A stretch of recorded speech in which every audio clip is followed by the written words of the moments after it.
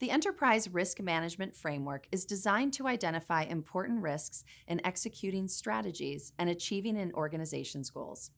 Next, we look at how ERM ties into a company's strategy.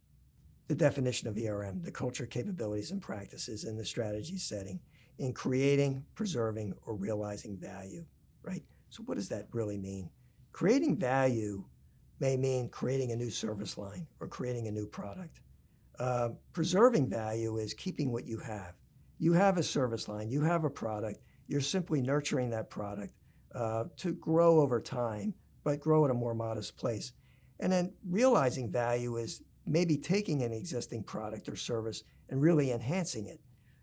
Ultimately, what you're doing is you're preserving, you're creating, or you're realizing value in your enterprise, in your products, and in your services.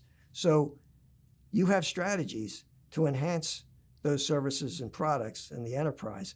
Is that if you don't have risk management, all those strategies won't necessarily work unless you understand how you need to manage those strategies and the risks to achieving those strategies.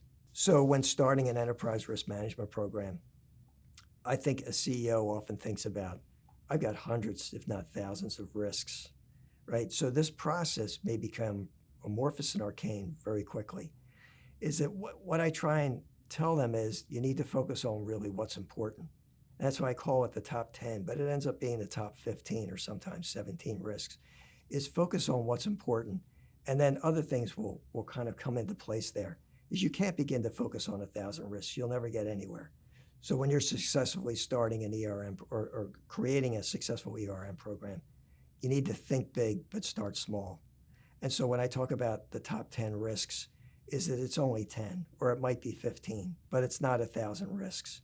And so think big and start small is really the way you need to start.